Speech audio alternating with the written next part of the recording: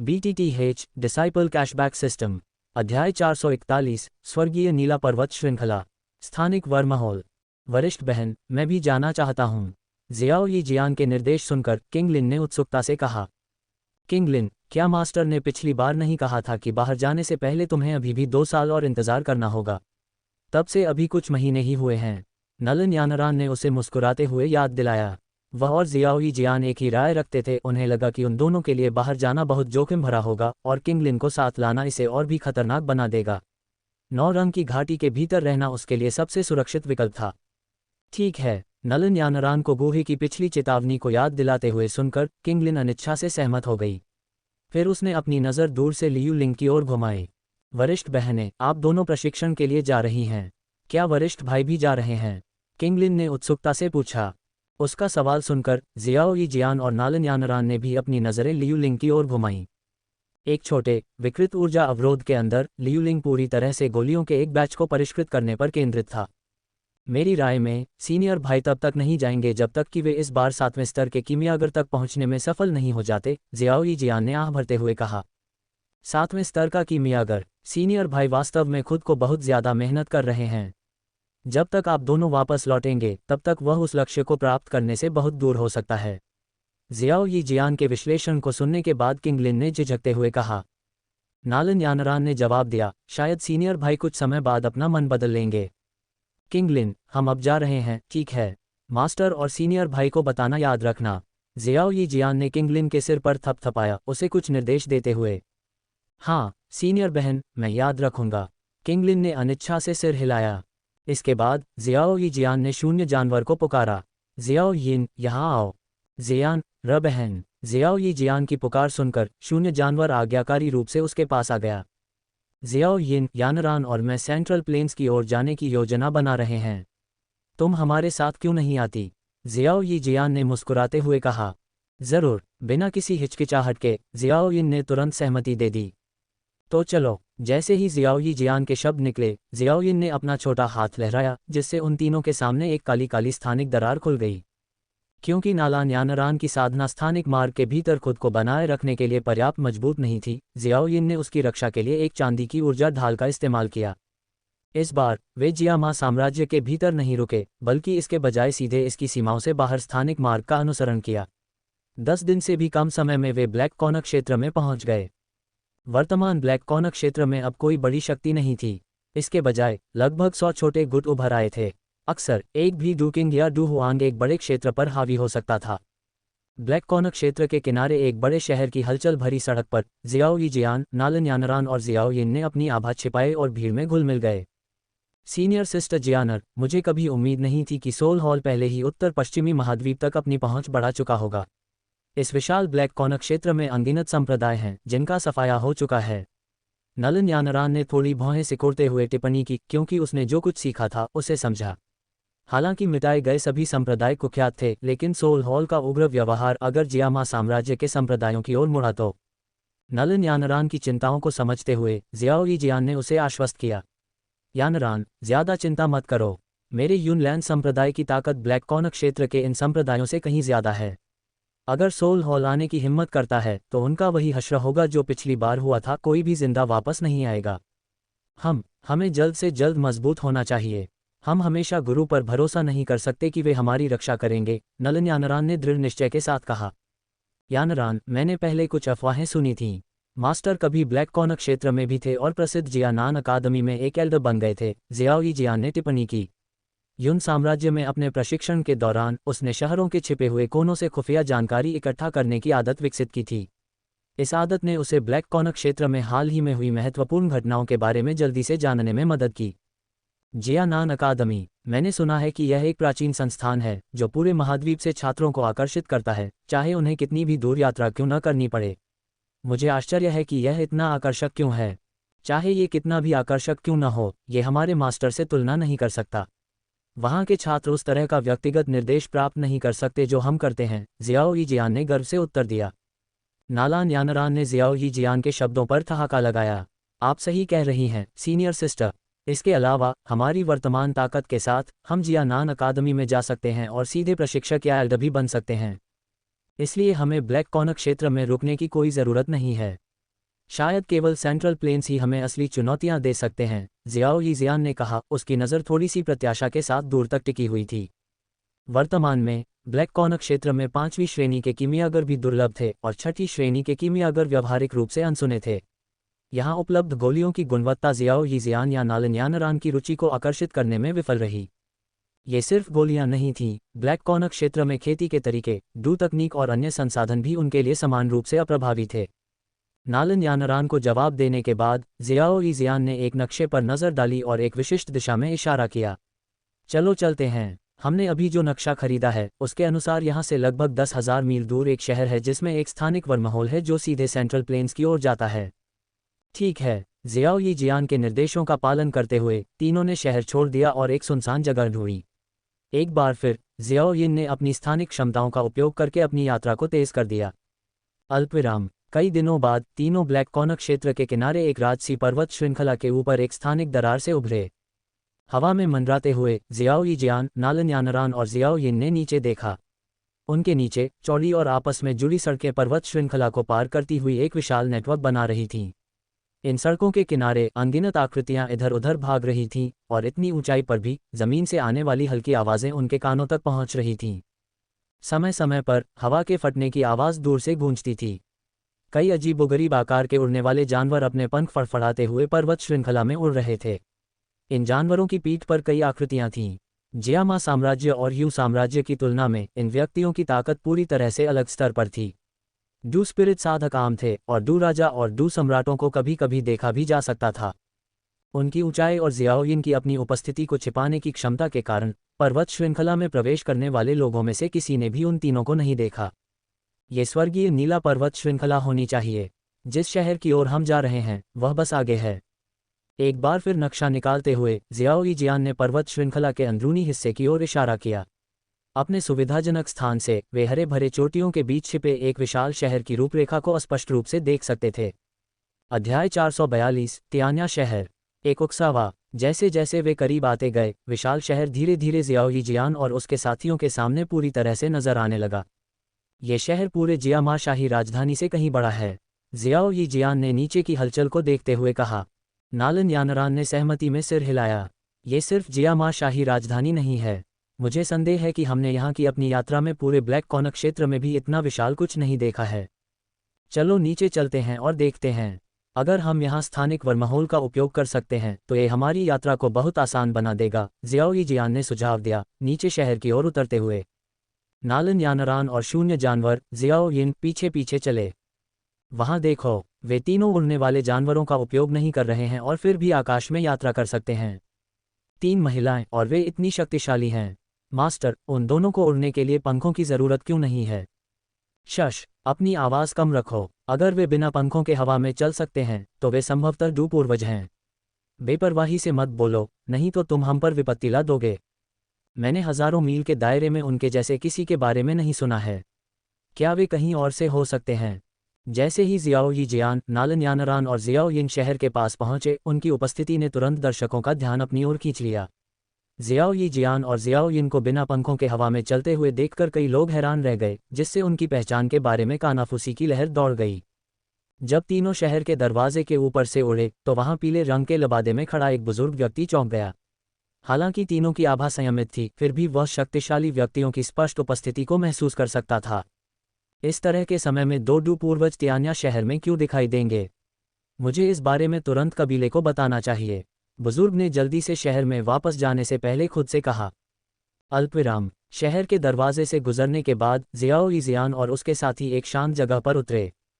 यानरान, मैंने सुना है कि यहाँ के स्पेशियल वर्महोल का इस्तेमाल करके भी सेंट्रल प्लेन्स तक पहुँचने में लगभग 1 महीने का समय लगता है, जियाओ यीजियान ने टिप्पणी की। क्यों न हम रात यहीं आराम करें? सहमत हूँ, मैं भी यही सोच रहा था। नालन यानरान ने सिर हिलाया। यात्रा के दिन, खासकर अंतरिक्ष के अंधेरे और सुविधाहीन शून्य के माध्यम से, उन सभी को कुछ हद तक थका हुआ छोड़ दिया था। थोड़ी देर शहर की सड़कों पर घूमने के बाद तीनों को रहने के लिए एक साफ और आरामदायक सराय मिली। इस तरह के हलचल भरे शहरों में सराय न केवल आराम करने की जगह थी, बल्कि जानकारी का केंद्र भी थी, जो उन्हें स्थानीय घटनाओं के बारे में जल्दी से जानने के लिए आदर्श बनाती थी। थोड़े आराम के बाद तीनों व्यस्त सड़कों पर निकल पड़े। मुख्य मार्ग चिकनी पत्थर की स्लैब से बना हुआ चहल पहल भरी दुकानों से घिरा हुआ था, जिसमें सामानों की चकाचौंध भरी श्रृंखला प्रदर्शित थी। व्यापारी राहगीरों को आवाज दे रहे थे और लोगों की अंतहीन धारा चींटियों के झुंड की तरह सड़कों पर चल रही थी, जिससे पूरे शहर में निरंतर गतिविधि और जीवंतता का माहौल था। थोड़ी खोजबीन के बाद जियाओ यी जियान ने आसानी से स्थानिक वर्महोल के स्थान को चिन्हित कर लिया। हालांकि एक समस्या थी। वर्महोल पिछले दिन टूट गया था और लुओ कबीले के कुलपति, जो इसे प्रबंधित करते थे, इसे ठीक करने के लिए तत्काल काम कर रहे थे। वरिष्ठ बहन जियानर, स्थानिक वर्महोल टूट गया है। क्या हमें पता है कि इसे कब ठीक किया जाएगा? खबर सुनने के बाद नालन यानरान ने पूछा। आज इसके बारे में चिंता करने की कोई ज़रूरत नहीं है, जियाओ यी जियान ने शांत मुस्कान के साथ उत्तर दिया। हम कल फिर से जांच करेंगे। अगर तब तक इसे ठीक नहीं किया जाता है तो हमें बहुत ज़्यादा देरी नहीं होगी। आखिरकार एक स्थानिक वर्महोल की मरम्मत करना जियाओ यिन के लिए एक चुनौती नहीं होनी चाहिए। उसने जियाओ यिन पर एक जानकार नज़र डाली। ठीक है जियाओ यिन, जियाओ यी जियान ने मुस्कुराते हुए पूछा। हाँ, यह एक छोटी सी समस्या है, जियाओ यिन ने बिना सोचे समझे उत्तर दिया। उसका ध्यान अभी भी पास के स्टॉल में प्रदर्शित सामानों के बीच भटक रहा था। बिल्कुल, जियाओ यिन एक डू वेनेरेट है और वह खुद एक स्थानिक वर्महोल बना सकती है, उसे ठीक करना तो दूर की बात है। नालन यानरान ने एक प्रसन्न भाव के साथ कहा। जैसे ही तीनों बातें कर रहे थे, सामने की सड़क से सरपट दौड़ते हुए खुरों की आवाज़ गूंजी। सड़क पर तुरंत अराजकता फैल गई, क्योंकि एक उग्र लाल आकृति सड़क पर दौड़ती हुई आई और अनगिनत लोगों को कुचलती हुई चली गई। जिन लोगों को उसने किनारे कर दिया था, उनकी गुस्से भरी निगाहों के बीच लाल रंग के कपड़े पहने एक आकर्षक युवती लाल रंग के घोड़े पर बैठी थी। उसके चेहरे के भाव सुंदर थे, लेकिन उसके जंगली और दबंग व्यवहार को अनदेखा करना असंभव था। उसकी पतली कमर के चारों ओर एक लाल चमड़े का चाबुक लपेटा हुआ था और उसकी घमंडी हंसी सड़कों पर गूंज रही थी, जिससे उसकी ओर और भी अधिक ध्यान आकर्षित हो रहा था। NOWELL-BE-IN.C ओम। लाल रंग का घोड़ा आग की लपटों की तरह धधकते हुए सड़कों पर तेजी से भागा और पलक झपकते ही वह उस जगह के करीब पहुंच गया जहां नालन यानरान और अन्य खड़े थे। दूर हटो तुम बेकार कुत्तों, मेरे रास्ते से हट जाओ। अगर तुम कुचले गए तो कोई भी जिम्मेदारी नहीं लेगा। लाल रंग के कपड़े पहने युवती ने अपनी भौहें सिकोड़ ली, क्योंकि उसने देखा कि आगे तीन आकृतियां थीं जो हटने का कोई इरादा नहीं दिखा रही थीं। चिल्लाते समय उसकी आवाज़ तीखी और अहंकार से भरी हुई थी। जियाओ यी जियान और नालन यानरान, जिन्होंने शुरू में एक तरफ हटने की योजना बनाई थी, लड़की के अपमानजनक शब्दों को सुनकर वहीं रुक गए। उनके हाव भाव बर्फ जैसे हो गए। ये दोनों कोई साधारण व्यक्ति नहीं थे।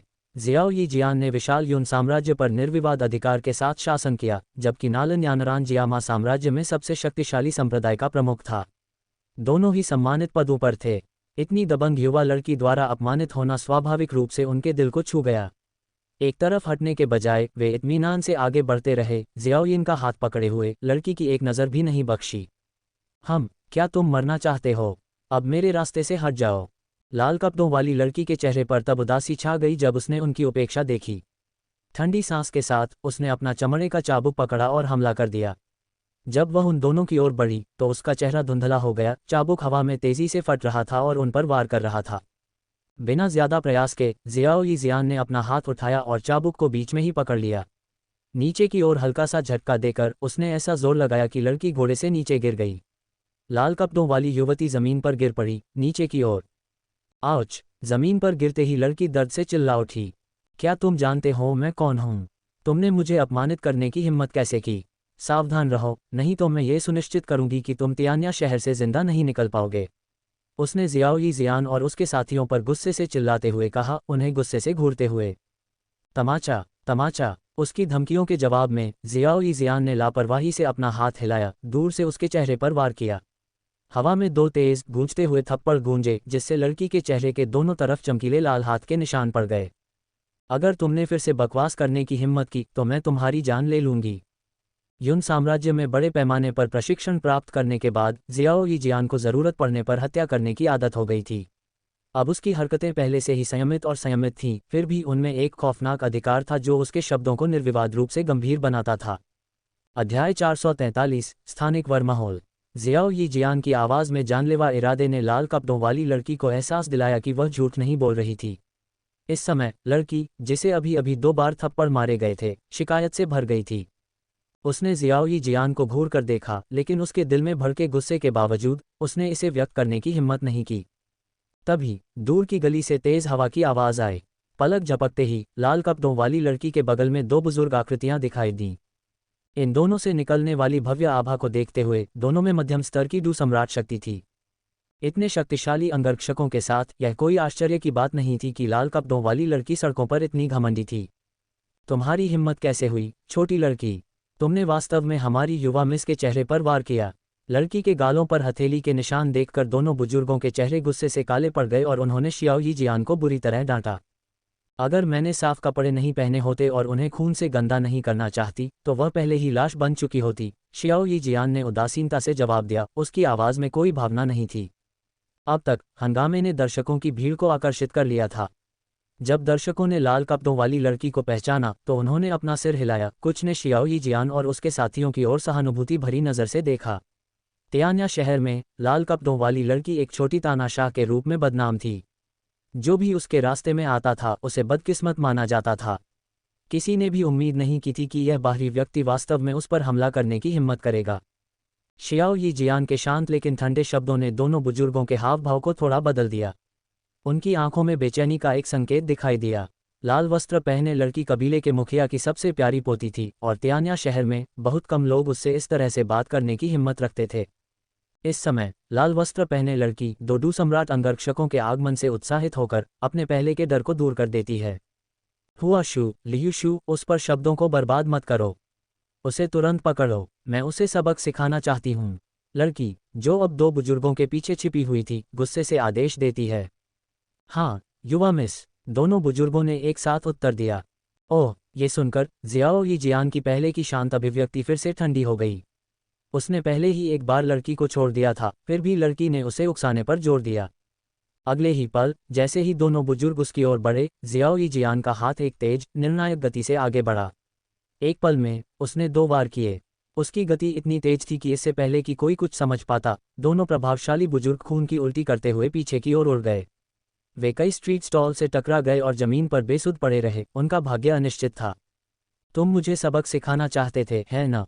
जियाओ यी जियान ने गिरे हुए बुजुर्गों की तरफ देखा तक नहीं। इसके बजाय वह एक कदम आगे बढ़ी। उसके ठंडे शब्दों में धमकी भरी आवाज़ थी। हुआ लाओ, लियू लाओ, ये कैसे हो सकता है? ये दृश्य देखकर लाल कपड़ों वाली लड़की की आंखें भय से भर गईं। उसने जियाओ यी जियान के शब्दों का जवाब नहीं दिया, बल्कि जल्दी से अपनी स्टोरेज रिंग से एक जैद तावीज़ निकाला। जब मेरे दादा आएंगे तो वे तुम्हें ज़रूर मार देंगे, वह हकलाते हुए बोली। उसकी आवाज़ कांप रही थी। जैसे ही उसने बोलना समाप्त किया, वह जैद तावीज़ को कुचलने के लिए तैयार हो गई। एक जैद तावीज़ वस्तु को देखकर जियाओ यी जियान ने तुरंत लड़की के इरादे का अनुमान लगा लिया। गूहे के शून्य जैद तावीज़ की शक्तिशाली सम्मन क्षमताओं से परिचित जियाओ यी जियान ने फैसला किया कि वह उसे सफल नहीं होने देगी। एक पल में जियाओ यी जियान की आकृति लाल वस्त्रधारी लड़की के बगल में दिखाई दी। इससे पहले कि वह बल लगा पाती, तावीज़ उसके हाथ से छीन लिया गया। आह! लाल वस्त्रधारी लड़की ने निराशा की चीख निकाली। जियाओ यी जियान को अचानक अपने सामने आते देखकर उसका डर चरम पर पहुंच गया और वह पागलों की तरह पीछे की ओर लड़खड़ा गई। मैंने तुम्हारी जान बख्शी, फिर भी तुमने बदले में मेरी जान मांगी। मैं तुम्हें अब और नहीं जीने दूंगा। जियाओ यी जियान की आवाज़ शांत थी, फिर भी उसमें एक भयावह अंतिमता थी। लाल वस्त्रधारी लड़की को देखते हुए, जिसका दिल द्वेष से भरा हुआ था, जियाओ यी जियान की आंखों में हत्या के इरादे चमक उठे। एक ही प्रहार से पीछे हटती हुई लड़की अपार ऊर्जा के विस्फोट में घिर गई और बिना चीखे ही वह खून के धुंध में बदल गई। लड़की की मौत ने तुरंत सड़क पर हैरानी भरी फुसफुसाहट की लहर पैदा कर दी। इस महिला में इतनी हिम्मत है। उसने वास्तव में तियान्या शहर में दिन के उजाले में ओल्ड मॉन्स्टर लुओ की पोती को मारने की हिम्मत की। वह कोई बाहरी व्यक्ति होगी। दो सम्राट विशेषज्ञों को आसानी से हराने के बाद उसकी ताकत असाधारण होनी चाहिए। इतनी कम उम्र में ही इतनी शक्ति रखने वाली वह किसी बड़ी ताकत की प्रतिभाशाली महिला होगी। हालांकि चाहे वह कितनी भी प्रतिभाशाली क्यों न हो, ओल्ड मॉन्स्टर लुओ कोई साधारण पूर्वज नहीं है। वह संभवतः उसके सामने खड़ी नहीं हो सकती। अपने आसपास की चर्चाओं को सुनकर जियाओ यी जियान ने लाल कपड़ों वाली लड़की की पहचान को एक साथ जोड़ दिया। ये जानकर कि लड़की के परिवार का सबसे शक्तिशाली सदस्य केवल पूर्वज स्तर का था, जियाओ यी जियान ने लड़की से लिया हुआ जैद तावीज़ लापरवाही से सड़क के किनारे फेंक दिया। पूर्वज अवस्था में जियाओ यी जियान को वास्तव में डरने की कोई बात नहीं थी। इसके अलावा भले ही कोई शीर्ष पूर्वज जितना शक्तिशाली व्यक्ति आए, उसके पास 8वीं श्रेणी का जादुई जानवर जियाओ येन था, जो उसके विश्वसनीय समर्थन के रूप में था। हालांकि जियाओ यी जियान को पता था कि स्थानिक वर्महोल लुओ परिवार का था। ओल्ड मॉन्स्टर लुओ की पोती को मारने के बाद वर्महोल का उपयोग करना पहले की तरह सीधा नहीं हो सकता था। उसे बल का सहारा लेना पड़ सकता था। ये सोचते हुए जियाओ यी जियान ने नालन यानरान और शून्य जानवर की ओर मुड़कर कहा, चलो अब स्थानिक वर्महोल की ओर चलते हैं। ठीक है, नालन यानरान और जियाओ यिन ने एक साथ सिर हिलाया। फिर वे तीनों हवा में उड़ गए, त्यान्या शहर के ऊपर अपने गंतव्य की ओर बढ़ रहे थे। लगभग 10 मिनट की यात्रा के बाद जियाओ यी जियान, नालन यानरान और जियाओ यिन एक विशाल काले पत्थर के चौक पर पहुंचे जो उनके सामने फैला हुआ था। चौक विशाल था, जो पूरी तरह से ठंडे काले पत्थर से बना था, जो स्थायित्व की भावना को दर्शाता था। कई लुओ परिवार के पहरेदारों ने क्षेत्र को घेर लिया, इसे सील कर दिया। चौक के केंद्र में एक विशाल पत्थर का मंच खड़ा था। पत्थर के मंच के केंद्र में लगभग 10 झांग व्यास का एक गहरा काला स्थानिक भंवर धीरे धीरे घूम रहा था। इससे अपार स्थानिक ऊर्जा की लहरें निकल रही थीं। हालांकि स्थानिक ऊर्जा कुछ हद तक अस्थिर लग रही थी। विशाल काले भंवर के बगल में दो आकृतियां खड़ी थीं, एक नीले रंग के लबादे में एक बुजुर्ग और सफ़ेद बालों वाला एक और बुजुर्ग। दोनों घूमते हुए भंवर को स्थिर करने के उद्देश्य से जटिल हाथ की मुहरें लगा रहे थे। उनकी दुर्जय आभा ने यह स्पष्ट कर दिया कि वे दोनों पूर्वज स्तर पर थे। तो यह एक स्थानिक वर्महोल है, जियो यी जियान ने खुद से कहा। उसकी नज़र मंच के केंद्र में काले भंवर पर टिकी हुई थी। अगले ही पल तीनों की आकृतियां हवा में उड़ती हुई बिना किसी हिचकिचाहट के सीधे पत्थर के मंच की ओर बढ़ गईं। तीनों आकृतियों की अचानक उपस्थिति ने तुरंत दो बुजुर्गों का ध्यान आकर्षित किया, जिन्होंने अपनी हरकतें रोक दीं और जियाओ यी जियान और उसके साथियों का सामना करने के लिए मुड़े। अध्याय 444 पुनर्स्थापना। जियो यिन की आश्चर्यजनक शक्ति। शून्य में चलना। एक पूर्वज विशेषज्ञ नीली पोशाक वाले बुजुर्ग की पुतलियां सिकुड़ गईं क्योंकि उसने तीनों आकृतियों को तेजी से आते देखा। उसकी निगाहें आश्चर्य से भरी हुई थीं, खासकर इसलिए क्योंकि उनमें से एक 10 साल से ज्यादा उम्र की छोटी लड़की लग रही थी, फिर भी वह हवा में चलने में सक्षम थी। उसके बगल में सफ़ेद बालों वाले बुजुर्ग ने भी इसी तरह प्रतिक्रिया व्यक्त की। उसका दिल आश्चर्य से भर गया। अगले ही पल प्लाजा और पत्थर के मंच पर अनगिनत दर्शकों की निगाहों के नीचे जियो यी जियान और उसके दो साथी स्थानिक वर्महोल से लगभग 10 मीटर दूर स्थिर रूप से उतरे। मैं लुओ परिवार का लुओ चेंग हूँ। क्या मैं पूछ सकता हूँ कि क्या आप तीनों स्थानिक वर्महोल के लिए आए हैं? नीली पोशाक वाले बुजुर्ग ने उनका गर्मजोशी से स्वागत किया। उनके चेहरे पर एक विनम्र मुस्कान थी क्योंकि वह अपने सामने रहस्यमयी तिकड़ी को संबोधित कर रहे थे। वास्तव में हम स्थानिक वर्महोल का तुरंत उपयोग करने की योजना बना रहे हैं, जियो यी जियान ने स्पष्ट रूप से उत्तर दिया। उसके लहजे और व्यवहार से इस प्रसिद्ध पूर्वज विशेषज्ञ के साथ ऐसा व्यवहार हो रहा था जैसे कि वह कोई साधारण व्यक्ति हो। दुर्भाग्य से ये स्थानिक वर्महोल वर्तमान में खराब है। इसे पूरी तरह से ठीक करने में कम से कम 7 या 8 दिन लगेंगे। जियो यी जियान का उत्तर सुनने के बाद लुओ चेंग ने समझाया। 7 या 8 दिन? जियो यी जियान ने समयरेखा पर थोड़ा सा भौहें सिकुड़ी, स्पष्ट रूप से इतना लंबा इंतजार करने के लिए तैयार नहीं था। उसके चेहरे पर तत्परता को देखते हुए लुओ चेंग ने अपनी दाढ़ी को सहलाया और हंसा। ये फैंग लाओ है, जो त्यानिया शहर के 1000 मील के भीतर एक अत्यधिक सम्मानित व्यक्ति है। मैंने उसे स्थानिक वर्महोल की मरम्मत में मदद करने के लिए यहाँ आमंत्रित किया है। यदि आप दोनों उपलब्ध हैं तो आप हमारी सहायता कर सकते हैं और मरम्मत का समय निश्चित रूप से कम हो जाएगा। तुम दोनों से लुओ चेंग ने स्वाभाविक रूप से नालान यानरान को छोड़कर जियाओ यी जियान और जियाओ यिन को संदर्भित किया। चतुर होने के कारण उसने पहले ही उनकी सूक्ष्म बातचीत से समझ लिया था कि जियाओ यी जियान ही समूह का असली नेता था। लुओ चेंग के प्रस्ताव के बाद जियाओ यी जियान ने अपना हाथ खारिज करते हुए हिलाया। उस परेशानी की कोई ज़रूरत नहीं है। स्थानिक वर्महोल की मरम्मत पूरी तरह से हमारे ऊपर छोड़ दें। हमें आपसे केवल एक उच्च गुणवत्ता वाला स्थानिक जहाज चाहिए। मरम्मत का काम पूरी तरह से आप पर छोड़ दीजिए। उसकी बातें सुनकर लुओ चेंग को स्पष्ट रूप से प्रलोभन हुआ। एक उच्च गुणवत्ता वाला स्थानिक जहाज हालांकि महंगा और लाखों सोने के सिक्कों के बराबर था, लेकिन लुओ परिवार के लिए यह कोई महत्वपूर्ण खर्च नहीं था। इसके अतिरिक्त स्थानिक वर्महोल की मरम्मत करने से आने वाले वर्षों के लिए इसकी कार्यक्षमता सुनिश्चित होगी। बिना किसी हिचकिचाहट के लुओ चेंग ने तुरंत सहमति दे दी। यदि आप स्थानिक वर्महोल की सफलतापूर्वक मरम्मत कर सकते हैं तो ये स्थानिक जहाज मेरी ओर से कृतज्ञता का उपहार होगा। लुओ चेंग ने अपने भंडारण रिंग से हथेली के आकार के एक छोटे लकड़ी के जहाज को निकालते हुए कहा। जहाज चांदी की रोशनी से मंद रूप से चमक रहा था, जिसमें स्थानिक ऊर्जा का एक निशान था। सौदा। जियाओ यी जियान ने सिर हिलाया और जियाओ यिन को एक सूक्ष्म संकेत दिया, ये संकेत देते हुए कि उसे स्थानिक जहाज को सुरक्षित करना चाहिए। हुश। इससे पहले कि कोई स्पष्ट रूप से देख पाता कि क्या हुआ था, लुओ चेंग के हाथ में स्थानिक जहाज पहले से ही जियाओ यिन की हथेली में था। हिस। ये छोटी लड़की, क्या वह पूर्वज शक्ति के शिखर पर हो सकती है? लुओ चेंग, जो अभी अभी हुआ था, उसे महसूस करते हुए डर के भाव से जियाओ यिन को देखने लगा। अपनी पहले की गति के आधार पर वह बिना किसी प्रतिरोध के आसानी से उस पर हमला कर सकती थी। शुक्र है, यह भयानक रूप से शक्तिशाली व्यक्ति केवल स्थानिक जहाज प्राप्त करने में रुचि रखता था और वर्महोल की मरम्मत करने के लिए सहमत हो गया था। अगले ही पल भीड़ की चकित निगाहों के नीचे जियाओ यिन ने बिजली की गति से हाथ की मुहरें बनाना शुरू कर दिया। उसके हाथों से चांदी की ऊर्जा की धाराएं बह निकलीं, जो धीरे धीरे स्थानिक वर्महोल के काले भंवर में विलीन हो गईं। इस युग के स्थानिक वर्महोल में अक्सर दो स्थानों के बीच उनके स्थानिक छाप समय के साथ धीरे धीरे कमजोर होते जाते थे। उन्हें ठीक करने के लिए स्थानिक ऊर्जा के साथ इन छापों को मजबूत करना आवश्यक था। जियाओ यिन के लिए एक तुच्छ कार्य, जिसकी जन्मजात स्थानिक प्रतिभा असाधारण रूप से मजबूत थी। जैसे ही जियाओ यिन के शरीर से शक्तिशाली स्थानिक ऊर्जा निकली, लुओ चेंग और फेंग लाओ दोनों के भाव नाटकीय रूप से बदल गए। चांदी की स्थानिक ऊर्जा की विशुद्ध शुद्धता और मूर्त उपस्थिति उनकी कल्पना से परे थी। जैसे जैसे जियाओ यिन के हाथ की सील तेज होती गई, स्थानिक वर्महोल के भीतर चीखने की आवाज़ें तेज होती गईं। इससे निकलने वाला चूषण बल भी लगातार तेज होता गया। इस बढ़ते खिंचाव के बीच जियाओ यिन ने डूबी हुई ऊर्जा का एक विशाल उछाल जारी किया। स्थानिक वर्महोल के बाहर उसने एक ऊर्जा अवरोध बनाया, जिसने चूषण बल को पूरी तरह से अलग कर दिया, जिससे आसपास के क्षेत्र में स्थिरता सुनिश्चित हुई। सिर्फ 3 मिनट में पहले से सुस्त तरीके से घूमने वाला स्थानिक वर्महोल थोड़ा कांपने लगा। चांदी की रोशनी के धागे इसके किनारों को घेरने लगे, जो एक ब्लैक होल के भीतर टिमटिमाते सितारों की तरह थे। वर्महोल से निकलने वाली अराजक स्थानिक ऊर्जा धीरे धीरे खत्म हो गई। क्या ये पहले से ही मरम्मत हो चुका है? अब पूरी तरह से चालू वर्महोल को महसूस करते हुए लुओ चेंग ने विस्मय में कहा। उसकी आंखें जियाओ यिन को देखते हुए श्रद्धा से भर गईं। पहली बार उसने वास्तव में उसकी भयानक शक्ति की सीमा को समझा। वरिष्ठ, आज आपकी सहायता के लिए धन्यवाद। लुओ चेंग ने जियो यिन के प्रति सम्मानपूर्वक आभार व्यक्त किया। हालांकि जियो यिन चुप रही, कोई आभार नहीं जताया।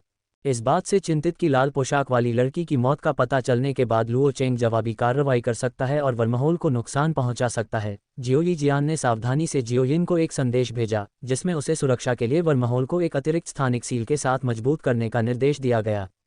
जियो यी जियान के अनुरोध को सुनकर जियो यिन ने तुरंत कार्रवाई की। जब उसने जटिल हाथ की सील लगाई तो उसके शरीर से शक्तिशाली डूबी हुई ऊर्जा का एक उछाल फूट पड़ा। कुछ ही क्षणों में वर्महोल के चारों ओर एक मजबूत स्थानिक अवरोध जोड़ा गया, जिससे इसकी अखंडता सुनिश्चित हुई। वरिष्ठ ने मेरे स्थानिक वर्महोल को अतिरिक्त सुरक्षा के साथ मजबूत किया। ये स्थानिक जहाज हर सिक्के के लायक था। लुओ चेंग ने जियो यिन की हरकतों को देखते हुए खुशी से सोचा। जूनियर सिस्टर जियो यिन, चलो चलते हैं। बाधा के ठीक सामने होने के बाद जियाओ यी जियान ने बिना समय बर्बाद किए तीनों ने एक साथ स्थानिक वर्महोल में कदम रखा। जैसे ही उनकी आकृतियां अंदर घुसीं, वे तुरंत गायब हो गईं। वर्महोल के कालेपन में फीकी पड़ने से पहले चांदी की रोशनी की एक लहर बाहर की ओर फैली। तीनों को गायब होते देख लुओ चेंग ने आखिरकार राहत की सांस ली। जियाओ यिन जैसी दुर्जय व्यक्ति का सामना करने से वह घबरा गया था। उसे डर था कि कहीं अनजाने में उसे ठेस न पहुंच जाए। आखिर ये लोग कौन हैं? मैंने यहाँ से हजारों मील की दूरी पर ऐसे दो युवा डू पूर्वज विशेषज्ञों के बारे में कभी नहीं सुना। लुओ चेंग के बगल में खड़े फेंग लाओ ने आश्चर्य से अपनी जीभ चटकाए। इतने युवा वे निश्चित रूप से सेंट्रल प्लेन्स में किसी महाशक्ति द्वारा पोषित किए गए विलक्षण व्यक्ति होंगे। उनके लिए मेरे लुओ परिवार के स्थानिक वर्महोल का उपयोग करना वास्तव में हमारे लिए सम्मान की बात है। लुओ चेंग ने उत्तर दिया। उसके स्वर में गर्व का एक निशान था। अध्याय 445 आगमन। पूर्वज, कुछ भयानक हुआ है।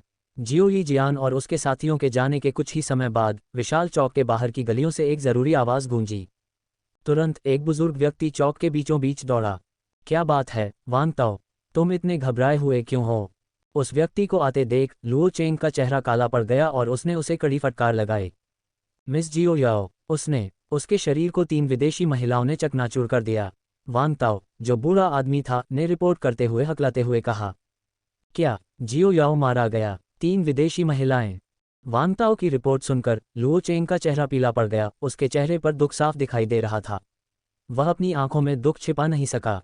अगले ही पल लुओ चेंग अचानक काली अंतरिक्ष सुरंग की ओर मुड़ा। उसकी आंखें क्रोध से जल रही थीं। बूम! अपने क्रोध से प्रेरित होकर लुओ चेंग ने अपनी हथेली को अंतरिक्ष सुरंग की ओर जोर से पटक दिया। हालांकि जियाओ यिन द्वारा पहले से लगाई गई अंतरिक्ष सील ने उसके हमले को सुरंग को नुकसान पहुंचाने से रोक दिया। अपने असफल प्रयास से निराश होकर लुओ चेंग ने और अधिक डूक्यूई इकट्ठा किया और विकृत अंतरिक्ष सील पर फिर से हमला किया। लुओ, तुम्हें शांत होने की जरूरत है। वे 3 महिलाएं एक शक्तिशाली सेंट्रल प्लेन्स गुट से हैं। भले ही तुम अंतरिक्ष सुरंग को नष्ट कर दो, इससे उन पर ज्यादा असर नहीं पड़ेगा, ज्यादा से ज्यादा यह उनके गंतव्य को थोड़ा बदल देगा। क्या तुमने अपने कार्यों के परिणामों के बारे में सोचा है? पास में खड़े फेंग लाओ ने क्रोधित लुओ चेंग को रोकने की कोशिश की। तुम्हारी पोती नहीं मरी है, बेशक तुम शांत रह सकते हो। लुओ चेंग ने दहाड़ते हुए सील पर हमला करने के लिए अपनी डुक्यूई का इस्तेमाल जारी रखा। लुओ, इसका क्या मतलब है? भले ही तुम सुरंग को नष्ट कर दो, लेकिन तुम उन तीनों के साथ दुश्मनी पैदा कर दोगे। अगर वे एक दिन वापस लौटते हैं तो आपका लुओ परिवार तियानया शहर से मिट सकता है, फेंग लाओ ने फिर से आग्रह किया। फेंग लाओ के शब्दों को सुनकर लुओ चेंग आखिरकार शांत हो गया और चुपचाप अपना सिर नीचे करके पत्थर के मंच से नीचे चला गया। इस समय मंच के नीचे से 2 मध्यम आयु वर्ग के पुरुष उसके पास आए। वे उसके दोनों ओर खड़े हो गए और आह भरते हुए कहा, पिताजी, मैंने आपको पहले ही बता दिया था, अगर जियो याओ ने अपने तरीके नहीं बदले तो वह किसी दिन खुद पर आपदा लाएगी। हालांकि लाल कपड़े पहने युवती की मौत ने लुओ परिवार को क्रोधित कर दिया, लेकिन उन्होंने अंततः अंतरिक्ष सुरंग को खोने और उन्हें नष्ट करने में सक्षम बल को भड़काने से बचने के लिए समझौता करना चुना। अल्पविराम। अंतरिक्ष सुरंग में कदम रखने के बाद नालन यानरान ने खुद को एक अंतहीन स्थानिक गलियारे में पाया।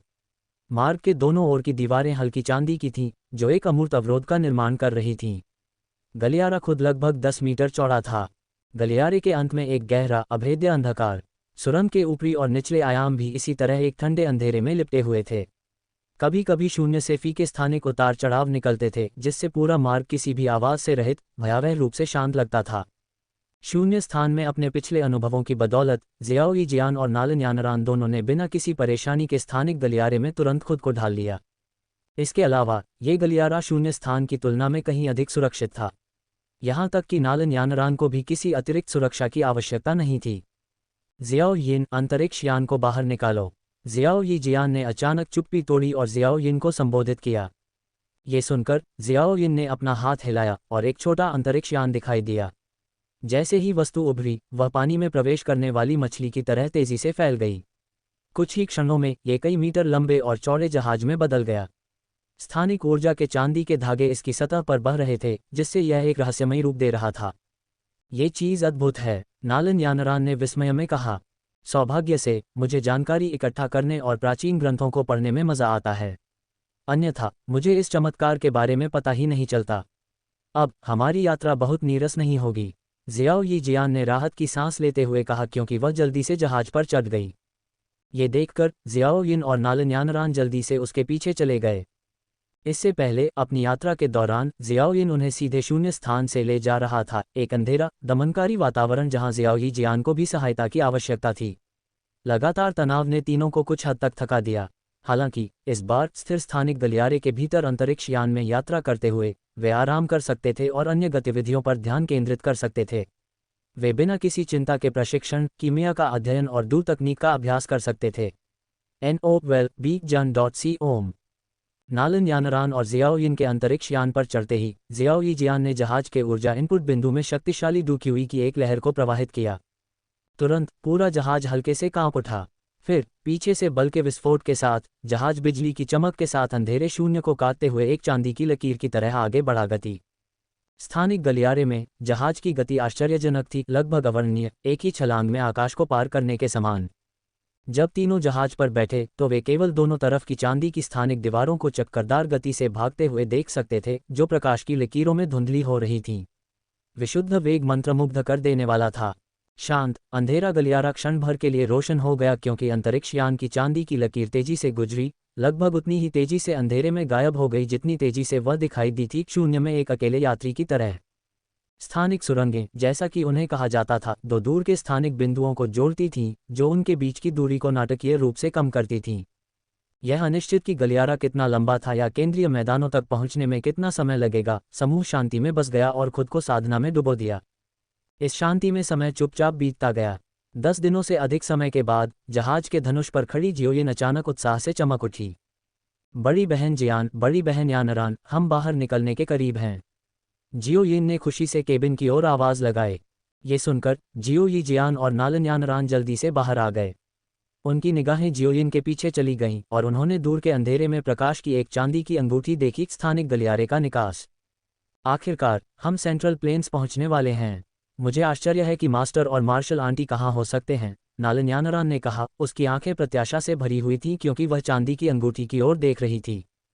हालांकि जियोई जियान और नालन्यानरान दोनों के पास बूहे द्वारा उपहार में दिए गए 2 तावीज़ थे, लेकिन उन्होंने उन्हें लापरवाही से इस्तेमाल करने से परहेज किया।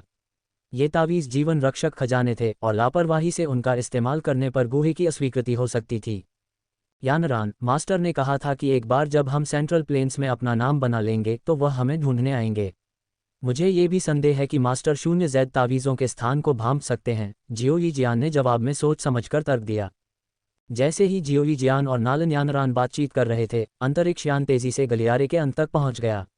एक पल में ये सुरंग से बाहर निकल गया और चांदी की रोशनी में गायब हो गया। अध्याय 446 स्वर्गीय पर्वत रक्तकुंड। यह एक विशाल बिखरा हुआ पत्थर का चौक था।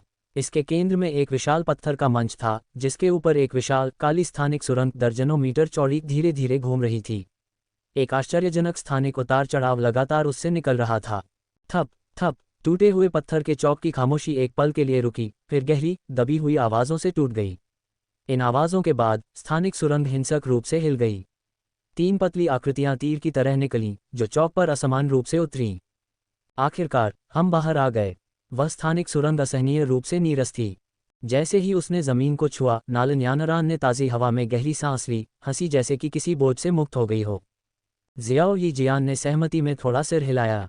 ये भी उसका पहला मौका था जब उसने इतनी लंबी यात्रा की। अतीत में जियाओयिन उन्हें बीच बीच में अंतरिक्ष में टेलीपोर्ट करता था, कभी भी लगातार 10 दिनों से ज़्यादा यात्रा नहीं करता था। जियाओई जियान की आंखों ने इलाके को स्कैन किया। प्लाजा के उस पार स्थानिक सुरंग के भीतर अलग अलग दिशाओं से कुछ अन्य आकृतियां उभरीं। स्पष्ट रूप से ये सुरंग सिर्फ तियानिया शहर की सुरंग से ज़्यादा जगहों को जोड़ती थी। एक दिशा में जियाओई जियान ने दूर से एक विशाल शहर की आकृति को हल्के से देखा। ये स्पष्ट था कि यह स्थानिक सुरंग शहर की सीमाओं के बाहर स्थित थी। यानरान, जियाओयिन, चलो पहले शहर चलते हैं। जियाओई जियान ने अपनी स्थिति को समायोजित करते हुए और दूसरों की ओर मुड़ते हुए सुझाव दिया।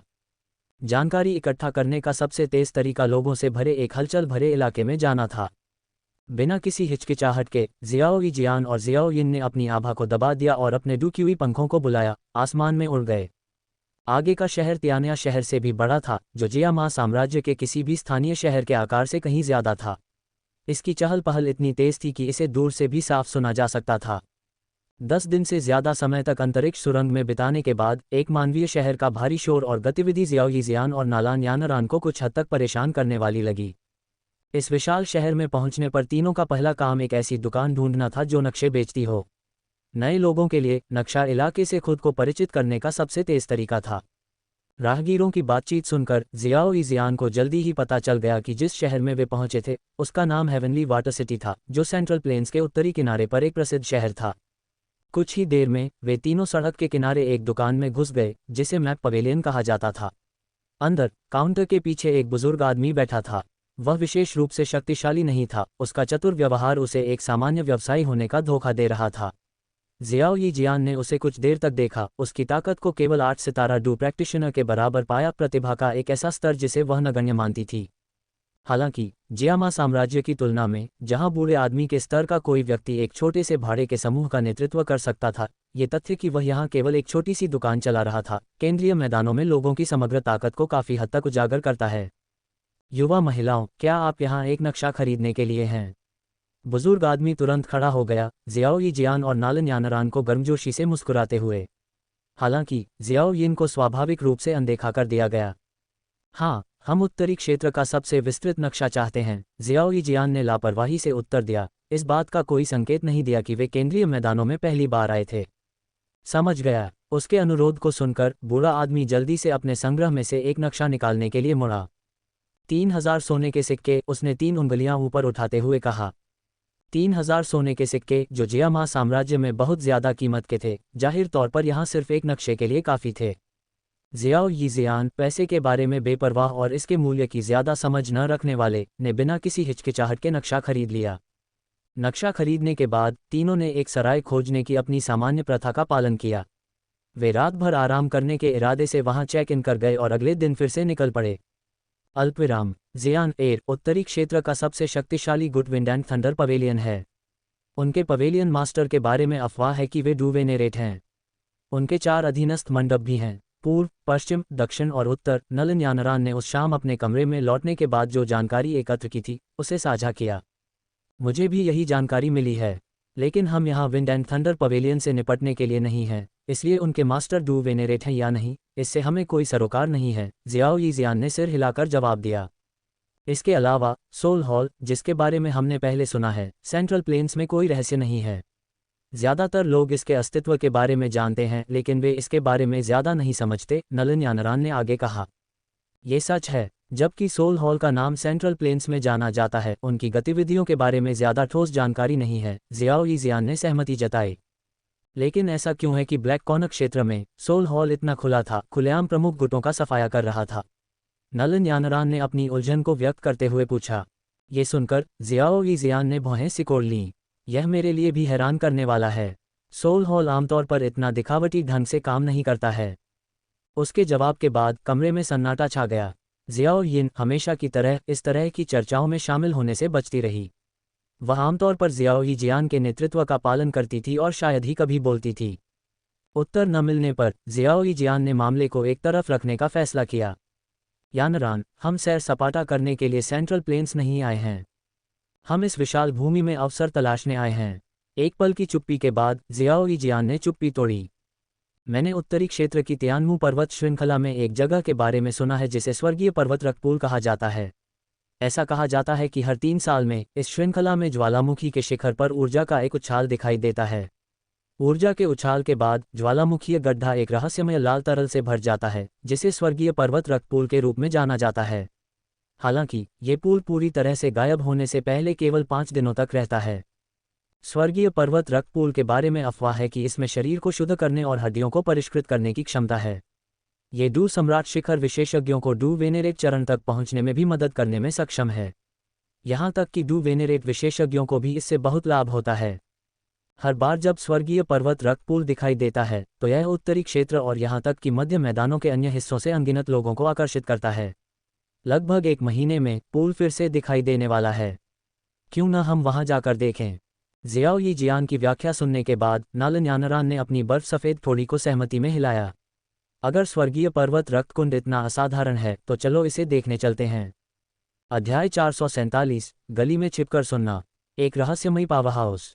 एक रात आराम करने के बाद जियाओ यीजियान, नलन यानरान और जियाओ यिन अगली सुबह जल्दी निकल पड़े, शहर छोड़कर तियानमू पर्वत श्रृंखला की ओर बढ़े, जैसा कि उनके नक्शे पर चिन्हित है। तियानमू पर्वत श्रृंखला उनके स्थान से बहुत दूर नहीं थी। अगर वे हवाई जहाज से जाते तो वहां पहुंचने में लगभग 10 दिन लगते। हालांकि चूंकि जियाओ यीजियान और नलन यानरान ने अभी अभी आधा महीना स्थानिक मार्ग में बिताया था, इसलिए उन्होंने अपना समय लेने और अधिक आराम से यात्रा करने का फैसला किया। 3 दिन बाद तीनों आराम करने के लिए दूसरे शहर पहुंचे। ये शहर, जिसे हुआगू शहर के नाम से जाना जाता है, हुआगू संप्रदाय नामक एक गुट के नियंत्रण में था। वहां रहते हुए शहर के भीतर कई अन्य ताकतें थीं, लेकिन कोई भी हुआगू संप्रदाय का मुकाबला नहीं कर सकता था। संप्रदाय ने संयमित तरीके से काम करने की प्रतिष्ठा बनाए रखी। यहाँ तक कि जब मुनाफा दांव पर लगा होता था तब भी ये दूसरों के लिए उचित हिस्सा सुनिश्चित करता था, हालांकि शेर का हिस्सा अपने पास रखता था। इस संतुलित दृष्टिकोण ने हुआगू संप्रदाय को कई वर्षों तक शहर पर अपना प्रभुत्व बनाए रखने की अनुमति दी, जिसमें कुछ गुटों ने इसके अधिकार को चुनौती देने की हिम्मत की। हुआगू संप्रदाय के नेता फू फैन जल तत्व तकनीकों में माहिर थे जो थोड़ी डरावनी थीं। युद्ध में लगे होने पर उनकी छिपी हुई ताकत चुपचाप उनके प्रतिद्वंद्वी के शरीर में घुसपैठ कर लेती थी। नर्म लेकिन व्यापक ऊर्जा के कारण हड्डियां एक बार नर्म हो जाती थीं। नतीजतन हुआगू संप्रदाय व्यापक रूप से प्रसिद्ध था, यहाँ तक कि आसपास के शहरों में भी। तियानशान रक्तकुंड के आसन प्रकट होने के कारण हुआगू शहर कई समूहों और गुटों का केंद्र बन गया था। उत्तरी क्षेत्र के अधिपति के रूप में विंड एंड थंडर पवेलियन ने अपने कई सबसे उत्कृष्ट युवा शिष्यों को तियानशान रक्तकुंड में भेजा था। पहाड़ों तक पहुंचने की होड़ में लगे विभिन्न समूहों में ये शिष्य निस्संदेह सबसे कुलीन थे। विंड एंड थंडर पवेलियन ने दर्जनों डू सम्राट स्तर के विशेषज्ञों को भेजा था, जिनमें कई उच्च रैंकिंग वाले डू सम्राट शामिल थे। युवा पीढ़ी के अलावा डू सम्राट क्षेत्र के शिखर पर कुछ पुराने विशेषज्ञ, जो डू पूर्वज स्तर तक पहुंचने में असमर्थ थे, उन्होंने डू पूर्वज चरण में प्रवेश करने का अंतिम प्रयास करने के लिए तियानशान रक्तपूल के तड़के के गुणों का उपयोग करने की कोशिश की। हुआगू शहर की एक सुनसान गली में 2 या 3 आकृतियां एक आंगन की दीवार के पास इकट्ठी हुई, एक शांत बातचीत में लगी हुई थीं। अचानक एक दुबले पतले बंदर जैसे दिखने वाले युवक ने एक विशिष्ट दिशा की ओर इशारा करते हुए कहा, मैंने सुना है कि 3 महीने पहले विंड एंड थंडर पवेलियन को उस पर्वत श्रृंखला में एक बड़ा झटका लगा था। न केवल उन्होंने कई प्रतिभाशाली शिष्यों को खो दिया, बल्कि उनके एक पूर्वज बुजुर्ग का एक हाथ भी कट गया। क्या ये सच है? क्या उस पर्वत श्रृंखला में एकमात्र उल्लेखनीय खतरा रूपांतरित ग्रे वुल्फ किंग नहीं था? क्या grey wolf king wind and thunder pavilion को भड़काने की हिम्मत कर सकता है? बंदर जैसे आदमी की बातें सुनकर दूसरे व्यक्ति ने संदेह व्यक्त किया। ये बिल्कुल सच है। बंदर जैसे आदमी ने उनके संदेह पर गंभीरता से सिर हिलाया और जल्दी से विस्तार से बताया, मेरे एक दोस्त ने विंड एंड थंडर पवेलियन के एक शिष्य से यह बात सुनी। उसने मुझे गोपनीय तरीके से बताया, इसलिए इसे अपने पास ही रखो और इसे आगे मत फैलाओ। आप जो कह रहे हैं उसके अनुसार ग्रे वुल्फ किंग को विंड एंड थंडर पवेलियन द्वारा पहले ही निपटा दिया जाना चाहिए था। कोई भी ग्रे वुल्फ किंग उनका सामना नहीं कर सकता। आप निष्कर्ष पर क्यों पहुंच रहे हैं? मैंने कभी नहीं कहा कि यह ग्रे वुल्फ किंग था जिसने विंड एंड थंडर पवेलियन की परेशानी पैदा की। अगर यह ग्रे वुल्फ किंग नहीं था तो कौन था? उस आदमी को जानबूझकर पीछे हटते देख दूसरे व्यक्ति ने उसे बेचैनी से दबाया। हमें सस्पेंस में रखना बंद करो और बस हमें बताओ। उनकी प्रतिक्रियाओं को देखते हुए बंदर जैसे दिखने वाले व्यक्ति के चेहरे पर आत्मसंतुष्टि का भाव दिखाई दिया। एक श्रद्धापूर्ण भाव के साथ उसने समझाया, ऐसा कहा जाता है कि उस दिन अथाह शक्ति वाला एक व्यक्ति प्रकट हुआ था। ये व्यक्ति शून्य से ही उभरा, बिजली की माला में लिपटा एक विशाल आकृति में बदल गया। सिर्फ एक नज़र से विंड एंड थंडर पवेलियन के आंतरिक शिष्यों में से एक 5 सितारा डू सम्राट तियानजिंग खून की धुंध में बदल गया। एक आकस्मिक हरकत में विंड एंड थंडर पवेलियन के पूर्वज बुजुर्ग ने एक हाथ खो दिया, पूरी तरह से विरोध करने में असमर्थ। हिस अन्य दो ने अचानक सांस ली, उनकी आंखें सदमे से चौड़ी हो गईं। ऐसा व्यक्ति कितना भयानक है! कोई आश्चर्य नहीं कि विंड एंड थंडर पवेलियन ने इसे छुपाने का फैसला किया। आपने जो वर्णन किया है उसके आधार पर थंडर वेनेरेबल खुद भी ऐसी रहस्यमयी शक्ति को संभालने में आश्वस्त नहीं हो सकते हैं। दोनों ने आखिरकार होश संभाला और विस्मय में आह भरी। इस समय गली की दीवार के पीछे जहां तीनों आदमी बात कर रहे थे, 3 दुबली पतली आकृतियां उनकी बातचीत को ध्यान से सुन रही थीं। ये 3 आकृतियां कोई और नहीं बल्कि जियाओ यी जियान, नालन यानरान और जियाओ यिन थीं, जो थोड़ी देर आराम करने के लिए हुआगू शहर में दाखिल हुई थीं। क्लाउड एम्पायर में विकसित की गई आदतों के कारण जियाओ यी जियान को जानकारी इकट्ठा करने या सुनने के लिए इस तरह की शांत गलियों में जाना अच्छा लगता था। इस बार वह नालन यानरान और जियाओ यिन को साथ लेकर आई थी। जियान मुझे ऐसा क्यों लग रहा है कि वे जिस रहस्यमयी शक्ति के बारे में बात कर रहे हैं वह मास्टर हो सकता है? नालन यानरान ने संदेह से पूछा। उसके शब्दों को सुनकर जियाओ यी जियान ने सोच समझकर विश्लेषण किया। समय के संदर्भ में यह उस समय से मेल खाता है जब मास्टर और मालकिन चले गए थे। हालांकि मास्टर और मालकिन को एक साथ होना चाहिए था, लेकिन इन लोगों ने मास्टर के अकेले दिखाई देने का उल्लेख किया। इसके अलावा बिजली में बदलने की तकनीक कुछ ऐसी नहीं है जिसका उपयोग हमने मास्टर को पहले करते देखा हो।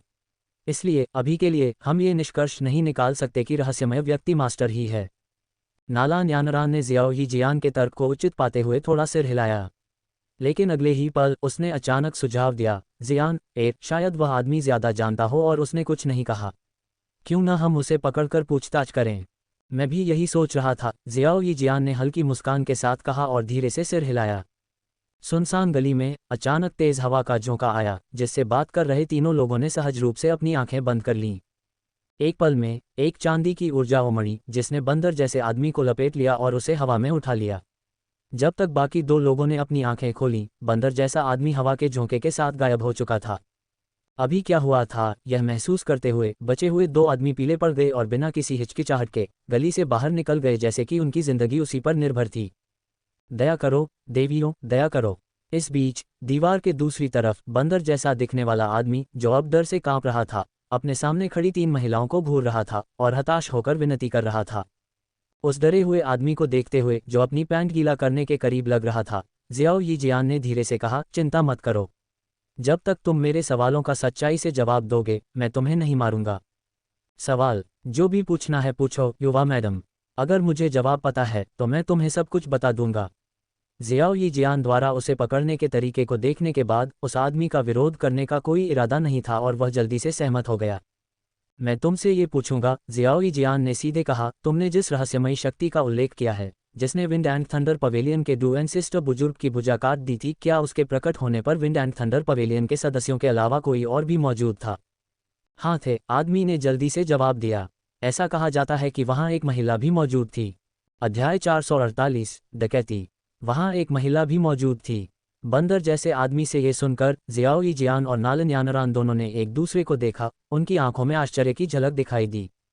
ऐसा लगता है कि मास्टर और मालकिन वास्तव में यहाँ थे, जियाओ यीजियान ने खुद से सोचा। कुछ हद तक आश्वस्त महसूस कर रही थी।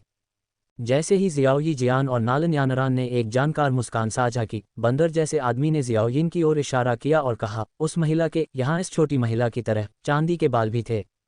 क्या चांदी के बाल? जियाओ यीजियान और नालन यानरान दोनों ये सुनकर स्तब्ध रह गए, फिर जल्दी से अपनी निगाहें जियाओ यिन की ओर घुमाईं। अपनी बड़ी आंखें झपकाते हुए जियाओ यिन ने मासूमियत का दिखावा करते हुए अपने हाथ फैलाए। मालकिन के बाल कभी चांदी के नहीं होंगे। ऐसा लगता है कि रहस्यमयी शक्ति मास्टर नहीं है। चलो चलें। जियाओ यीजियान ने बंदर जैसे आदमी को एक और नज़र नहीं बख्शी और जाने के लिए मुड़ गई। नालन यानरान और जियाओ यिन ने तुरंत उसका पीछा किया। तीनों महिलाओं के चले जाने के बाद बंदर जैसा दिखने वाला आदमी आंगन की दीवार के सहारे लेट गया और जमीन पर गिर गया, अभी भी मुठभेड़ से कुछ हद तक चकित था।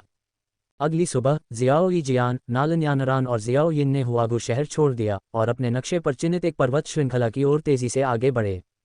उनकी योजना सीधी थी। तियानशान रक्तपूल के प्रकट होने से पहले 20 दिन से अधिक समय शेष था। वे इस समय का उपयोग जादुई जानवरों से भरी एक नज़दीकी पर्वत श्रृंखला पर जाने के लिए करेंगे। यह क्षेत्र नालन यानरान के प्रशिक्षण के लिए आदर्श था। इस बीच जियाओ यीजियान ने इसे एक मुकाबले के अवसर के रूप में लिया और अपनी साधना के लिए फ़ायदेमंद जहरीली सामग्री की खोज करने की योजना बनाई। उसने नालन यानरान के अंगरक्षक की भूमिका भी निभाई। हाल ही में तियानशान रक्तपूल के आगामी प्रकट होने के कारण कई अन्य लोगों ने भी प्रशिक्षण के लिए इस पर्वत श्रृंखला में कदम रखा था, संभवतः इसी तरह के इरादे रखते हुए। जादुई जानवरों के साथ लगातार लड़ाई के माध्यम से नालन यानरान की साधना यात्रा के दौरान की तुलना में बहुत तेजी से आगे बढ़ी। वह अब उसी स्तर पर पहुंच गई थी जिस पर लियू लिंगुन के जाने से पहले था। 9 सितारा डू किंग स्तर के शिखर पर कदम रखते हुए डू सम्राट बनने के लिए बस एक कदम दूर। हालांकि जियाओ यीजियान की प्रगति और भी अधिक आश्चर्यजनक थी। वह अब 8 सितारा डू पूर्वज स्तर तक पहुंचने की कगार पर थी। नेदर पॉइजन फ्लेम, उसकी शक्तिशाली जहरीली डू क्यूई और सावधानी से तैयार किए गए जहरों की अपनी सरणी के साथ जियाओ यीजियान डू पूर्वज चरण के भीतर बेजोड़ थी। यहाँ तक कि डू वैनरेट्स के लिए विशेष स्थानिक हेरफेर क्षमताएं भी उसके लिए बहुत कम खतरा थीं, क्योंकि जियाओ यिन के साथ शून्य के माध्यम से उसकी लगातार यात्राओं ने उसे कई ऐसी तकनीकों में महारत हासिल करने में सक्षम बनाया था। जब नालन यानरान 9 सितारा डू किंग के शिखर पर पहुंची तो जियाओ यीजियान ने कंधे पर थपथपाकर उसका उत्साहवर्धन किया। यानरान, डू सम्राट तक पहुंचना वास्तव में बहुत सरल है। यह उतना मुश्किल नहीं है जितना लोग इसे बनाते हैं। वरिष्ठ बहन, उस समय आपको डू सम्राट तक पहुंचने में कितना समय लगा?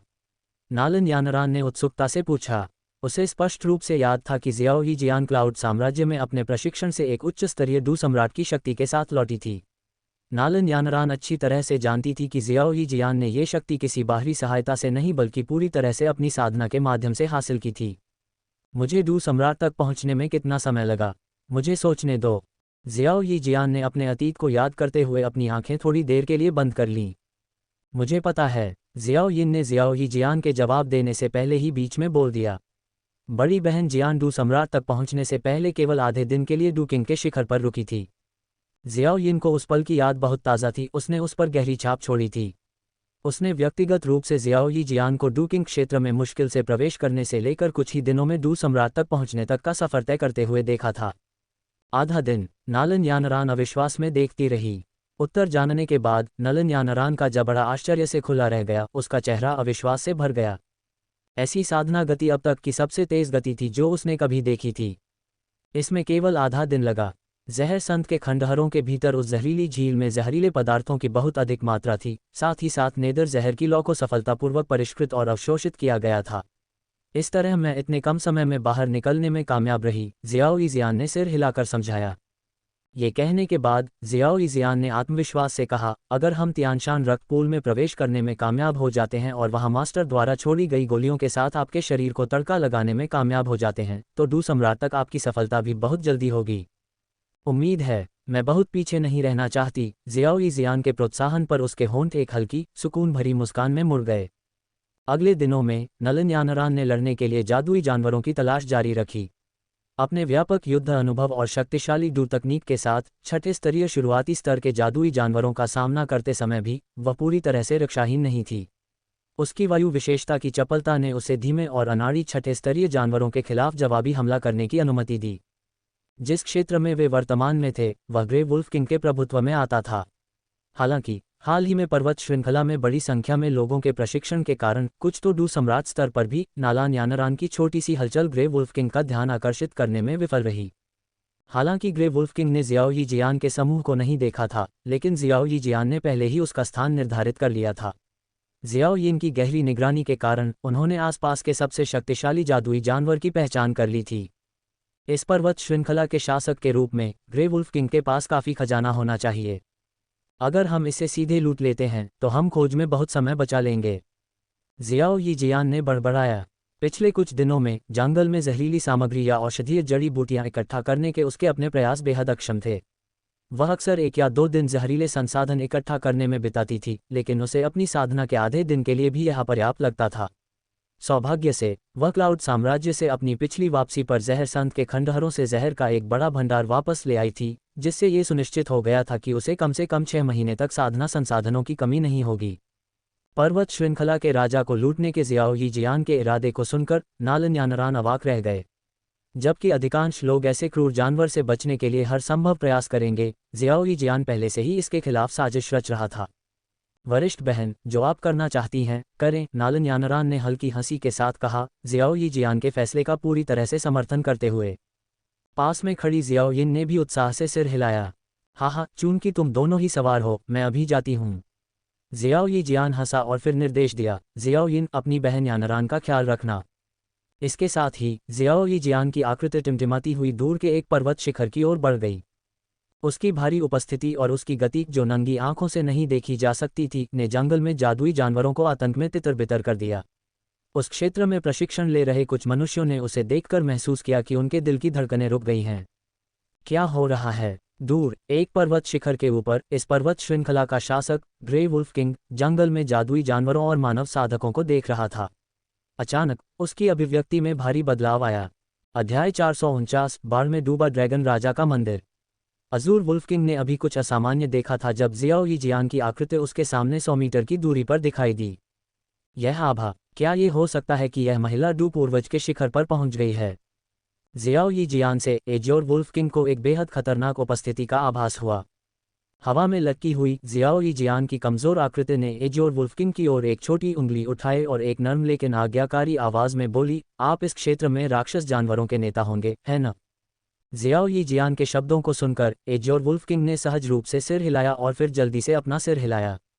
मैं किसी तरह का नेता नहीं हूँ। जियाओ यी जियान के सवाल का सामना करते हुए एजोर वुल्फ किंग ने अपना आसन काफी नीचे कर लिया। इसे नकारने की कोशिश मत करो। मैंने कहा कि तुम हो तो तुम हो। अब मैं तुम्हें लूटने के लिए यहाँ हूँ।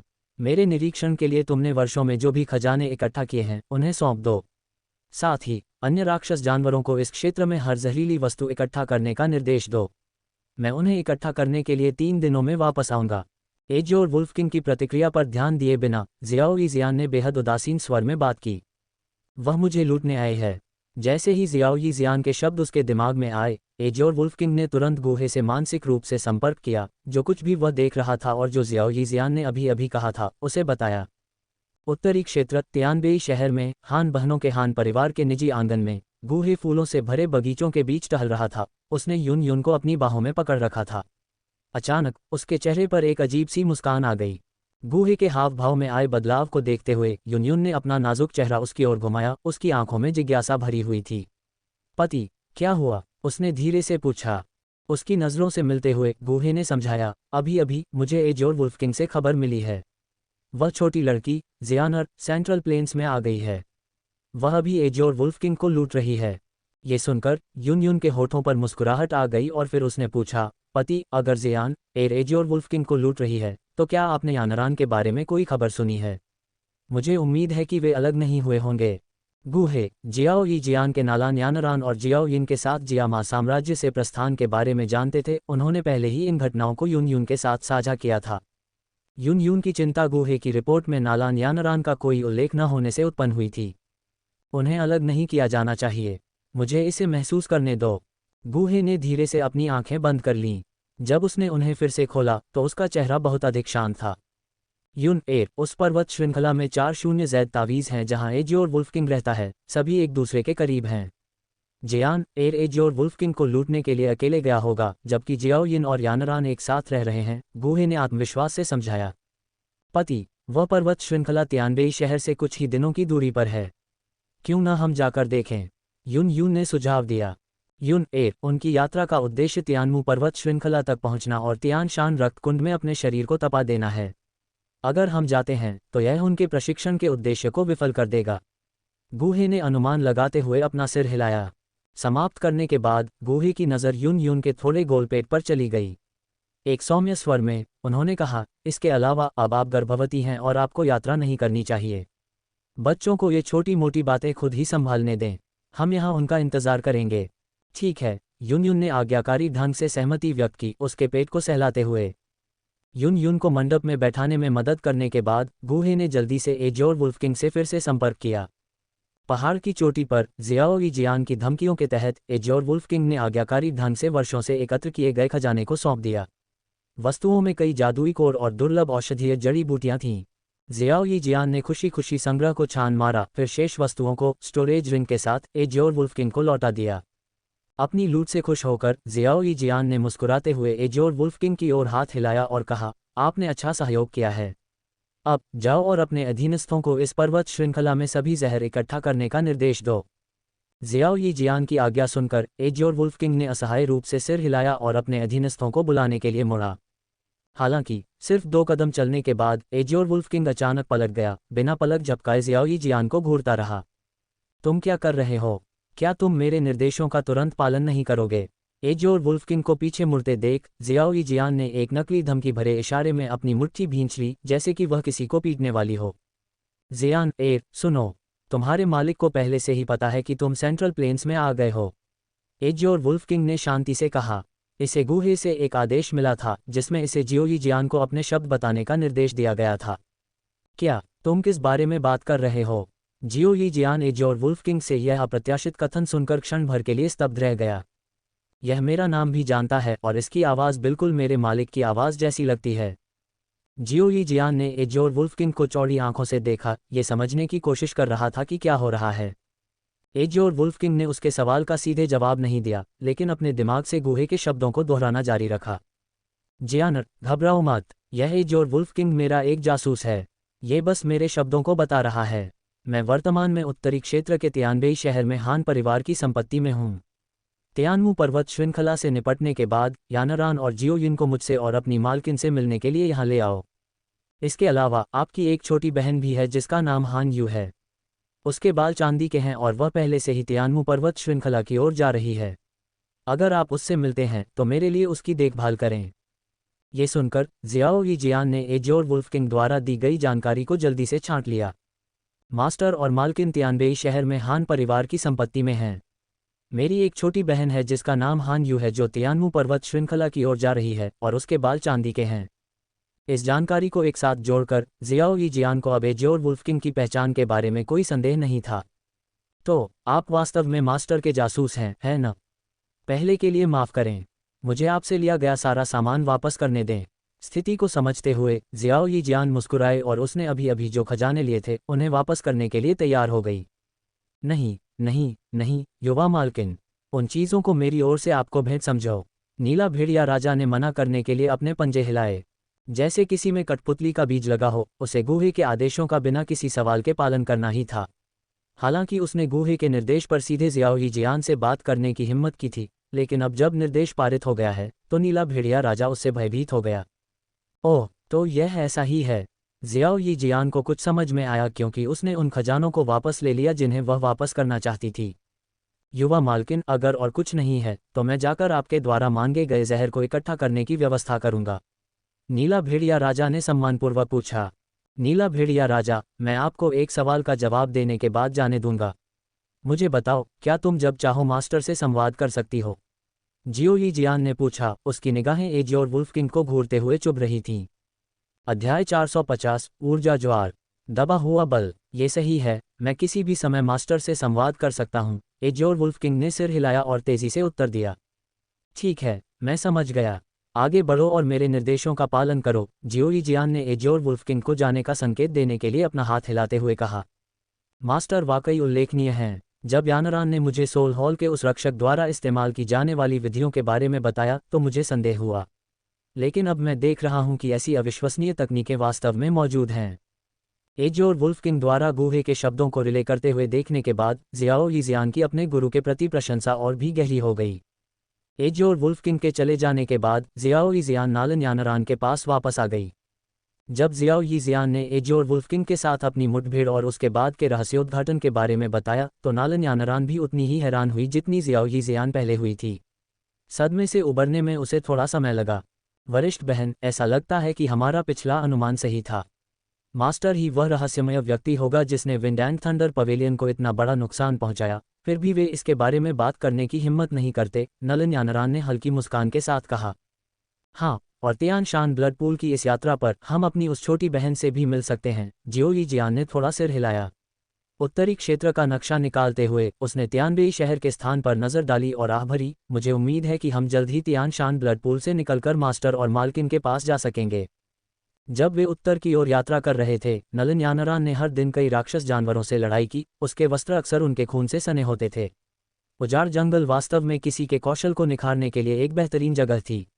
अब तक नलन यानरान की आभा तेज और अधिक नियंत्रित हो गई थी, जो जब चाहे पूरी तरह से छिपने में सक्षम थी। जियो यी जियान और जियो यिन के साथ नलन यानरान को दैनिक लड़ाइयों के बावजूद कभी ऊब महसूस नहीं हुई। उसने अभी भी संवारने के लिए समय निकाला, इसलिए जब वे पर्वत श्रृंखला से बाहर निकले तो उसके वस्त्र हमेशा की तरह शुद्ध थे और वह बेदाग साफ दिख रही थी। तियानमू पर्वत श्रृंखला में ऊर्जा ज्वार जल्द ही शुरू हो जाना चाहिए। सौभाग्य से हम वहां से बहुत दूर नहीं हैं और कुछ ही घंटों में वहां पहुंच सकते हैं, जियाओ यी जियान ने अपने स्टोरेज रिंग से निकाले गए नक्शे को देखने के बाद धीरे से कहा। उसने नालन यानरान और जियाओ यिन को संबोधित करने से पहले उत्तर की ओर देखा। तियानमू पर्वत श्रृंखला पूरे मध्य मैदानों के उत्तरी क्षेत्र में प्रसिद्ध थी। इसकी प्रसिद्धि मुख्य रूप से तियान शान रक्त पूल से उपजी थी, जो हर 3 साल में एक बार दिखाई देता था। इसके चमत्कारी प्रभाव कई लोगों के लिए बहुत बड़े आकर्षण थे। युवा पीढ़ी के लिए रक्त पूल की किसी के शरीर को बदलने और बाधाओं को दूर करने में मदद करने की क्षमता विशेष रूप से महत्वपूर्ण थी। अपनी युवा प्रतिभाओं को निखारने के लिए प्रमुख गुटों ने तियान शान रक्त पूल पर बहुत ध्यान दिया। डू सम्राट और डू पूर्वज रैंक के बीच का अंतर एक महत्वपूर्ण वाटरशेड का प्रतिनिधित्व करता है। जबकि एक डू सम्राट को वास्तव में एक मजबूत व्यक्ति माना जा सकता है, केवल एक डू पूर्वज के रूप में ही कोई व्यक्ति सत्ता के सच्चे विशेषाधिकारों का आनंद ले सकता है। एक परिवार में यदि डू सम्राट मुख्य अभिजात वर्ग का प्रतिनिधित्व करता है तो डू पूर्वज सच्चा स्तंभ था। एक डू पूर्वज वाला परिवार 10 डू सम्राटों वाले परिवार से कहीं अधिक प्रभाव रख सकता है, लेकिन कोई डू पूर्वज नहीं है। यह असमानता डू पूर्वज रैंक तक पहुंचने के अत्यधिक महत्व को उजागर करती है। यदि किसी परिवार के पास एक डू आदरणीय है, भले ही वह डू आदरणीय कभी भी पारिवारिक मामलों में हस्तक्षेप न करे, तो परिवार निस्संदेह एक प्रमुख शक्ति बन जाएगा। यहाँ तक कि विंड एंड थंडर पवेलियन जैसी शक्तिशाली संस्थाओं को भी ऐसे परिवार के साथ बहुत सम्मान से पेश आना होगा। एक डू आदरणीय, यहाँ तक कि सेंट्रल प्लेन्स पर भी वास्तव में सर्वोच्च अस्तित्व था। जियामा साम्राज्य या ब्लैक कॉनक क्षेत्र में एक एकल डू सम्राट या डू पूर्वज किसी गुट को तथाकथित प्रथम श्रेणी की स्थिति तक बढ़ा सकता था। हालांकि वही प्रथम श्रेणी शक्ति केंद्रीय मैदानों में बमुश्किल द्वितीय श्रेणी के रूप में योग्य होगी। केंद्रीय मैदानों और अधिक गरीब क्षेत्रों के बीच ऐसा ही अंतर था। जहां तक डू संत की बात है, ऐसे महान व्यक्तित्व वाले किसी भी गुट को अद्वितीय वर्चस्व का दर्जा प्राप्त होगा। गुटों के बीच सामान्य सत्ता संघर्ष उन्हें बच्चों का खेल लगता था। अपने हाथ की एकमात्र लहर से वे ऐसे संघर्षों को पल भर में मिटा सकते थे और भंग कर सकते थे। तियानमू पर्वत श्रृंखला का तियान शान रक्त पूल अपने अपार मूल्य के बावजूद किसी भी एक प्रमुख गुट द्वारा एकाधिकार नहीं किया गया है। यहाँ तक कि उत्तरी क्षेत्र में प्रमुख शक्ति पवन और थंडर मंडप भी अन्य 3 मंडपों द्वारा विवश है। चारों मंडप एक दूसरे के प्रति परस्पर घृणा रखते हैं और एक दूसरे से आगे निकलने का प्रयास करते हैं, जिससे किसी एक मंडप के लिए विशेष नियंत्रण का दावा करना असंभव हो जाता है। इस प्रकार कई गुटों के बीच प्रतिद्वंद्विता के जटिल जाल के कारण तियान शान रक्त पूल आज भी बिना दावे के बना हुआ है। यदि स्वामित्व की बात की जाए तो शायद तियानमू पर्वत श्रृंखला के मूल राक्षस जानवरों को इसके असली संरक्षक माना जा सकता है। 2 से 3 घंटे की ट्रैकिंग के बाद जियाओ यी जियान और उसके साथी आखिरकार घने कोहरे में लिपटी एक विशाल पर्वत श्रृंखला के बाहरी इलाके में पहुंचे। तियानमू पर्वत श्रृंखला भव्य और राजसी थी, जिसकी तुलना में जियामा साम्राज्य की 20 पर्वत श्रृंखला बौनी थी। घने कोहरे ने पर्वत श्रृंखला के अधिकांश हिस्से को ढक लिया था, जिससे आकस्मिक पर्यवेक्षकों से इसके रहस्य छिप गए थे। कोहरे में ही एक विशाल और असीम ऊर्जा समाहित थी। पहाड़ के प्रवेश बिंदुओं पर लोगों की लगभग अंतहीन भीड़ थी, जो काले कपड़े पहने आकृतियों का घना समुद्र बना रही थी। ये स्पष्ट था कि तियान शान रक्तकुंड के आकर्षण ने इस विशाल जनसमूह को अपनी ओर खींचा था। आगे की धुंध में निहित विशाल ऊर्जा को महसूस करते हुए, हवा में मंडराते हुए, जियाओ यीजियान ने थोड़ा भौहें सिकुड़ी और बुदबुदाया, यानरान, तियानमू पर्वत श्रृंखला का इलाका अजीब लगता है। मुझे लगता है कि अगर मैं अंदर गया तो पहाड़ मुझे बाहर निकालने के लिए एक विशाल ऊर्जा ज्वार को छोड़ देगा। क्या इसका मतलब है कि आप पहाड़ में प्रवेश नहीं कर पाएंगे? नालन यानरान ने आश्चर्य से कहा। उसकी ताकत को देखते हुए, जो अभी तक डू-सम्राट तक नहीं पहुंची थी, इतनी बड़ी भीड़ के बीच तियान शान रक्तकुंड में स्नान करने का मौका पाना लगभग असंभव लग रहा था। ज़ियान बहन, मुझे लगता है कि मैं अंदर जा सकता हूं और मैं तुम्हें अपने साथ ला सकता हूं। जैसे ही ज़ियाओ यीजियान और नालन यानरान परेशान हुए, उनके कानों में ज़ियाओ यिन की युवा आवाज़ गूंजी। सच में, ज़ियाओ यिन, अगर तुम अंदर जा सकती हो तो यह आश्चर्यजनक है। ज़ियाओ यीजियान ने खुशी से कहा। वह लगभग भूल ही गई थी कि ज़ियाओ यिन पहले ही 8वें स्थान पर पहुंच चुकी थी। इसके अलावा अपनी असाधारण स्थानिक प्रतिभा के साथ उसकी ताकत 8वें स्थान के शुरुआती चरण में भी कई डू वेनेरेट्स को टक्कर दे सकती थी। जबकि पर्वत श्रृंखला में प्रवेश करना और तियान शान रक्त पूल में खुद को शांत करने के अवसर के लिए अन्य प्रतिभाओं के साथ प्रतिस्पर्धा करना प्रशिक्षण का एक मूल्यवान रूप था। जब ताकत में अंतर बहुत बड़ा था तो ऐसा प्रशिक्षण अर्थहीन हो गया। इस प्रकार ज़ियाओ यीजियान ने ज़ियाओ यिन को उन दोनों के लिए संयम प्रक्रिया से गुजरने का मौका सुरक्षित करने का फैसला किया।